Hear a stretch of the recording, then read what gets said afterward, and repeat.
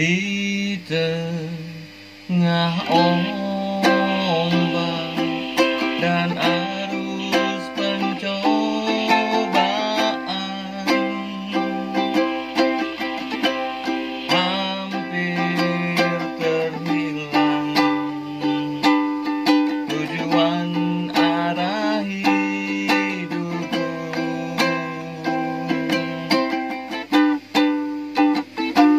Bagaikan kapal yang selalu diombang-ambingkan,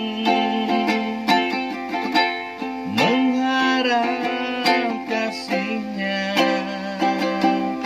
seolah-olah tiada mampu. Yesus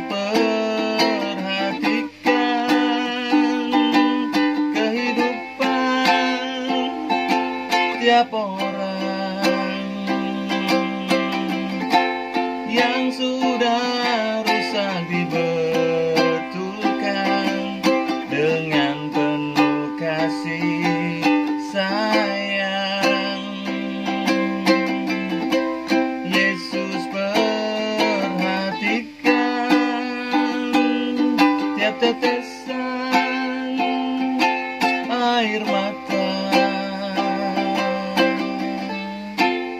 Dia mengenal hatimu yang penuh penyesalan dosa. Dia mengenal hatimu yang penuh penyesalan dosa.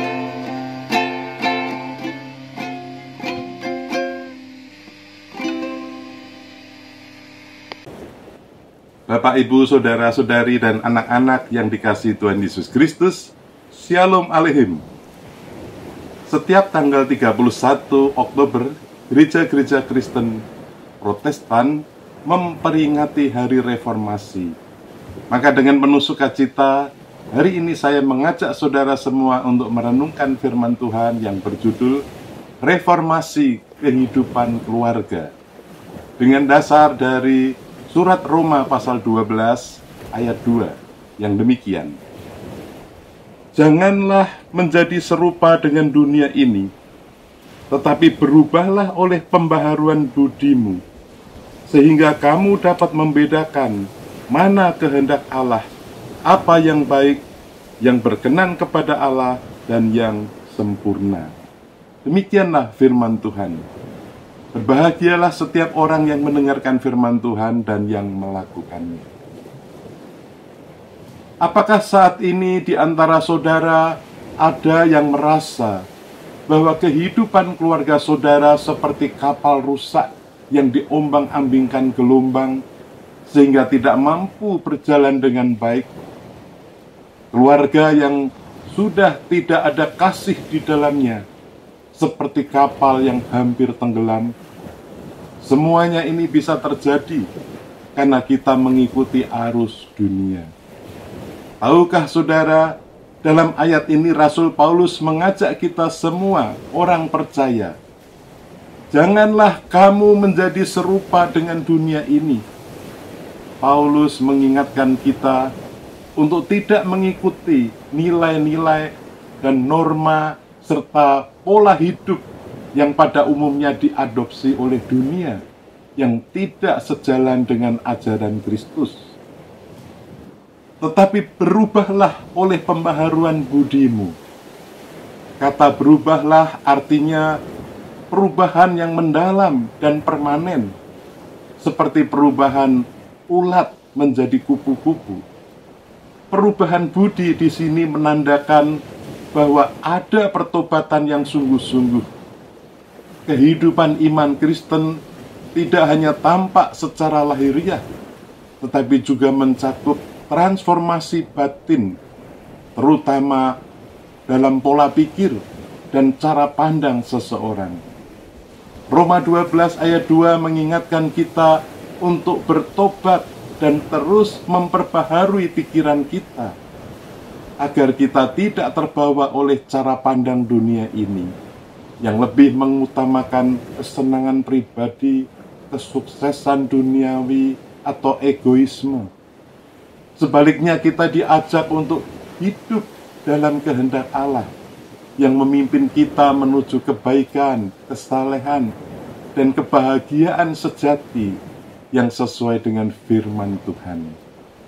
Hari Reformasi, sebuah momen penting dalam sejarah gereja yang menekankan pembaruan menuju ajaran yang benar. Salah satu warisan utama Reformasi adalah 3 semboyan utama yang disebut Sola Scriptura, Sola Fide, dan Sola Gratia. Ketiga prinsip ini adalah fondasi bagi iman Kristen untuk dapat menjadi pedoman penting bagi setiap keluarga untuk mengalami pembaharuan hidup yang sejati, reformasi kehidupan keluarga.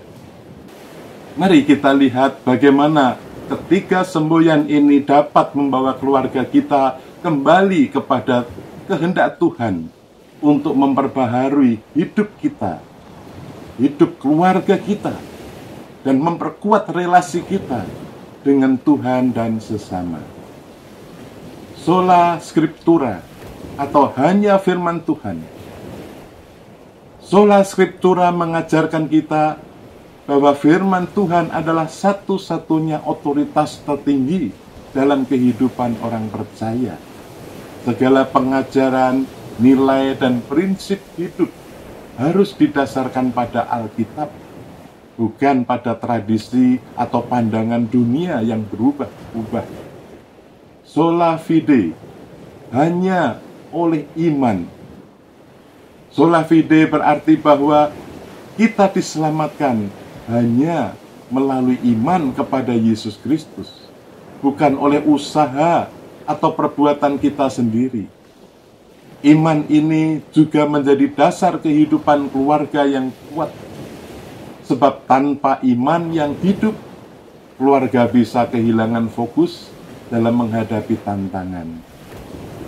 Sola Gratia, hanya oleh anugerah.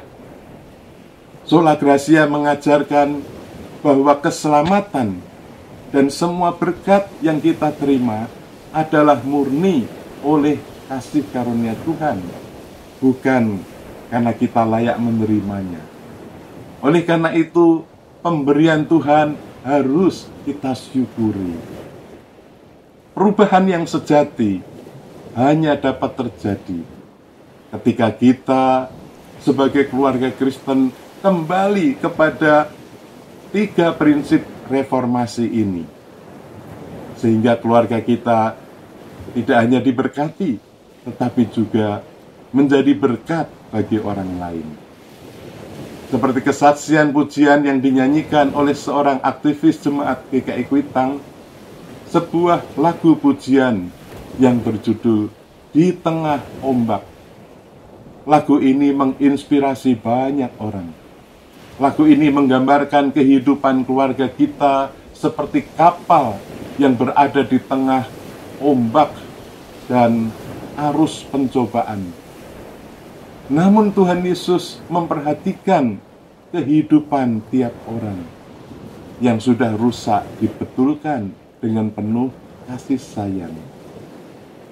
Barangkali ada keluarga saudara seperti kapal rusak yang perlu segera diperbaiki, terlebih di tengah gelombang yang membuat hampir tenggelam. Yakinkah Tuhan peduli kepada keluarga saudara? Oleh sebab itu, kembalilah berpegang teguh pada firman Tuhan. Berimanlah kepada Tuhan. Yakinlah Tuhan menyelamatkan dengan kasih karunia-Nya. Bersediakah saudara kembali kepada firman Tuhan, kepada iman, kepada anugerah Tuhan saja? Lakukanlah saja. Itu sudah cukup. Amin. Mari kita berdoa. Bapa kami yang di surga, Kami bersyukur karena Engkau selalu peduli kepada keluarga kami. Ketika keluarga kami bagaikan kapal yang diombang-ambingkan badai, kiranya Tuhan menyelamatkan dan memulihkan kehidupan keluarga kami. Dalam nama Tuhan Yesus Kristus kami berdoa. Amin. Tuhan Yesus memberkati saudara dan keluarga.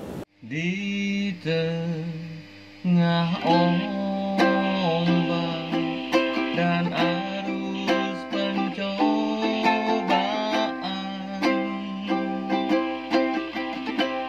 hampir terhilang tujuan arah hidupku.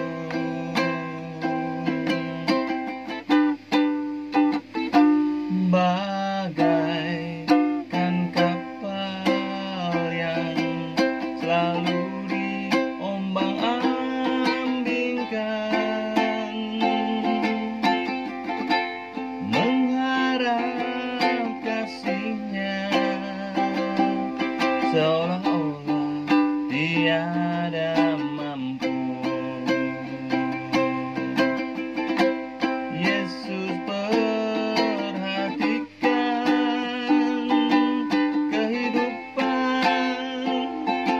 tiap orang